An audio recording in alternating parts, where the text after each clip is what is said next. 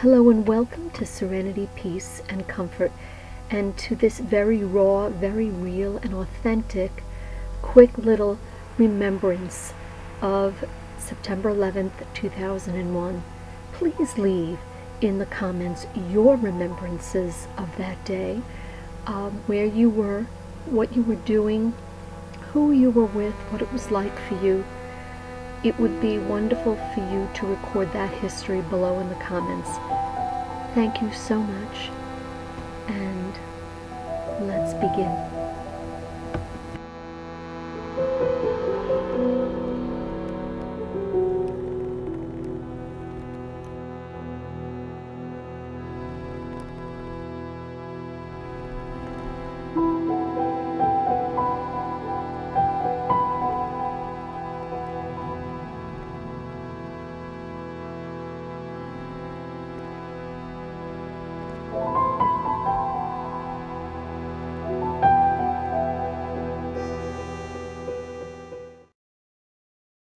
Hello, kindred spirits.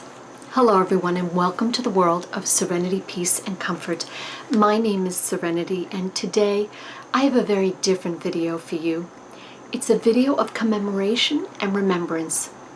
We are remembering September 11th, 2001 and 2012. I'd like to share with you some of my remembrances of that day, and I'd like to take you to an exhibit in a local park that I think is really worth seeing. First of all, the whole purpose of this video today is to make sure that we never forget.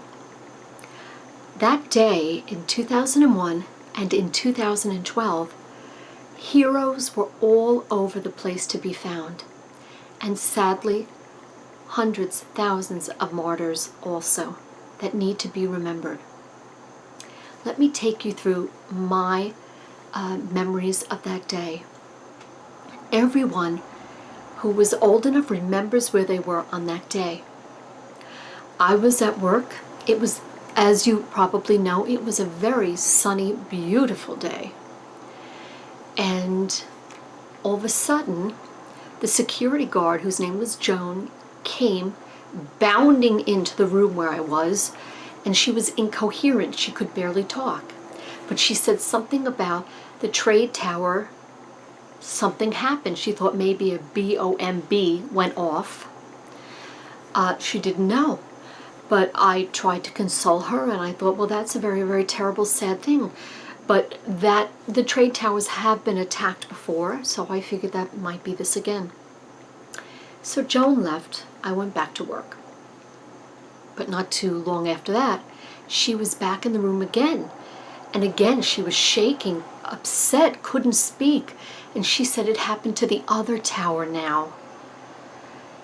And I said, what are you talking about? And she said, it wasn't a bomb, it was a plane. And I thought, that can't be right. It's a beautiful day. Planes don't fly into the towers. I was like, she's misunderstanding something.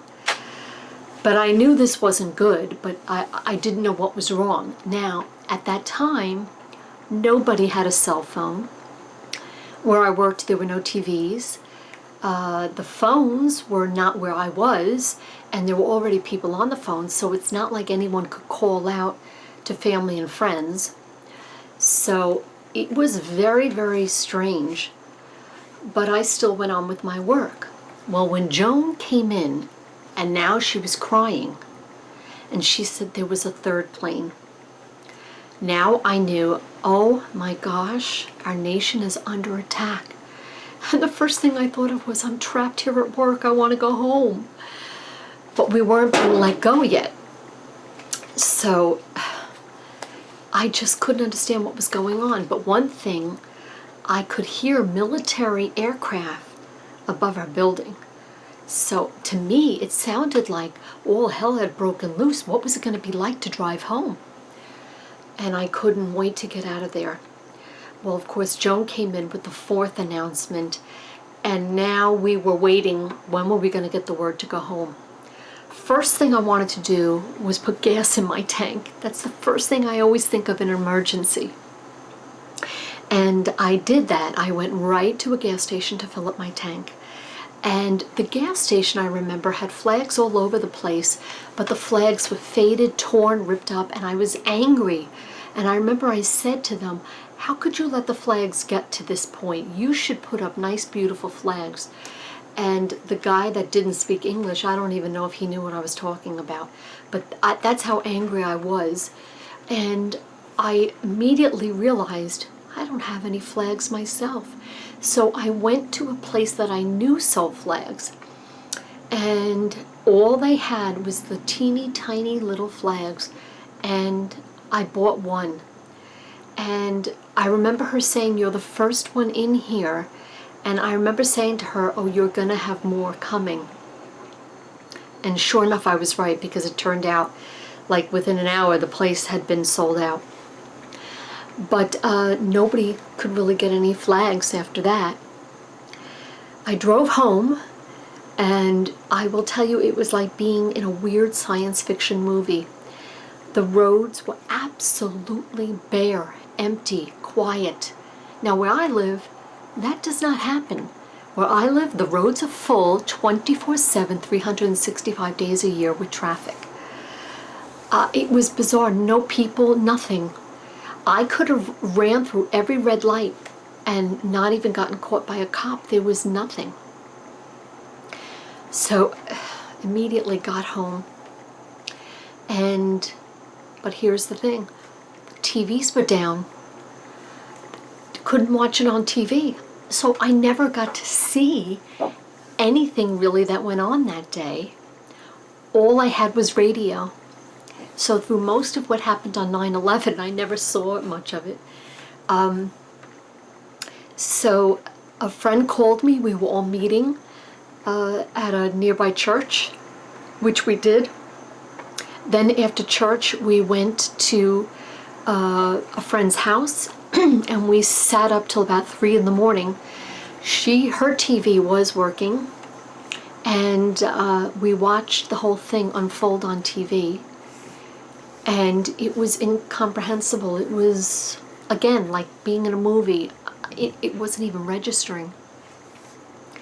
And then I drove home, and I remember feeling utterly frightened because the roads were so empty, and being a woman in a car all alone, 3 in the morning on empty roads, and no one had cell phones at that time. So I remember saying, please God, get me home safely. And once home, I was awake the whole night, because this was just insane. From that point on, it was listening to the radio 24/7. Now, some people did have television reception. For some reason, our house lost it.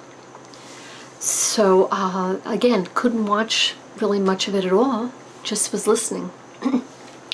About 3 days later, after the attacks, I felt compelled to go down there to Ground Zero and pray, which I did. And I was down there all alone. There was nobody around. Again, it was surreal. It was very, very bizarre. And where I was standing was several blocks down from the destruction, but the destruction was so huge. It was as if you were standing right in front of it. You could have been 3 miles away and you could still see all the destruction. But from the vantage point of where I was standing, you could see the fire and the smoke, and it looked like what you imagine hell to look like. And I remember thinking, my God, that's what going to hell is going to look like. It was so jarring. It was frightening. The next day, I remember going out to grab a slice of pizza, and nobody could get enough flags. I had stopped into a pizza parlor, and this particular owner did something that I thought was so amazing. Here you see a cardboard flag. nothing special about it, right? This man went to a local printer, spent all this money printing up packages of these to give out to anybody so that every American could have a flag in their window, in their car, in their business. It was so amazing. I saved it for that reason. The fact that an average American did what he could do to help the cause, which was just getting these printed up. He used his own money, and I thought, wow, what a great memory that is. It's so inspiring. So I always saved these, because although it looks so not special, these were truly very special. I'd like to tell you also about another day of infamy, September 11th, 2012. There were 4 Americans, no, more than 4, sorry, there were more than 4. There were 4 killed, but there were more than 4 Americans at a place, it was like a consulate, in a place called Benghazi in Libya, and it was under terrorist attack. Our American heroes called to get air support, to get help. The government that we had at the time would not send that help, and to this day make up all kinds of clever excuses to take the guilt off of themselves. And of course, we all know it's a total lie. They would not send any help to these poor people stuck in Benghazi, Libya.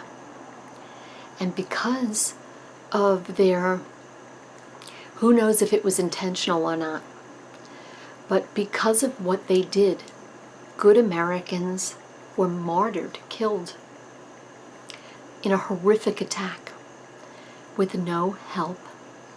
The irony of this is that I'm recording this today where Americans, good Americans, are stuck in Afghanistan and our government won't go in and rescue them.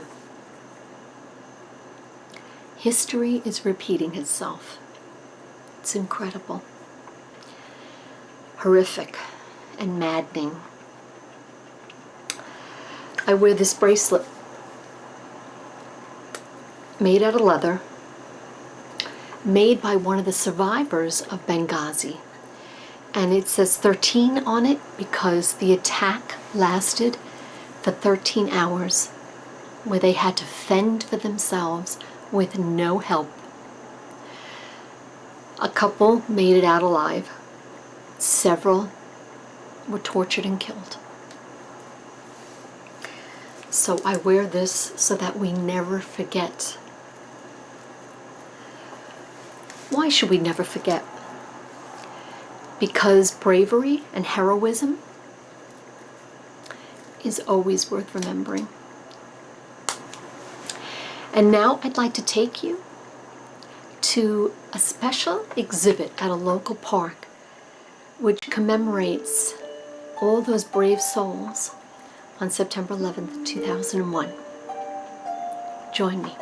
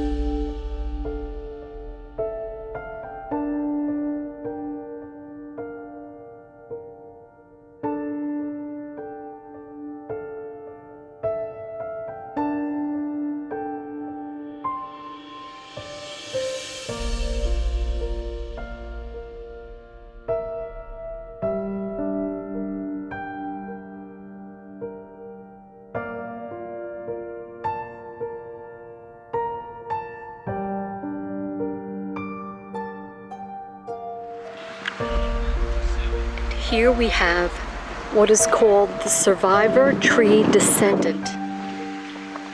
It is a pear tree, and here is the story.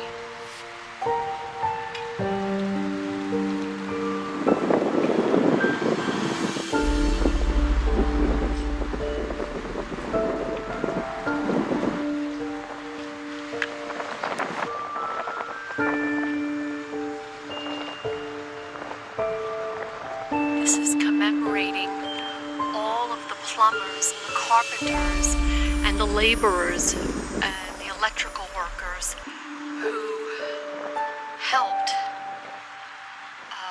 with Ground Zero. And these 10 plaques list all of the neighbors and local towns here where people died on that day. I know there's a lot of glare and reflection in these, so it's hard to see, so I'll just do my best. And of course they named the companies and where they worked.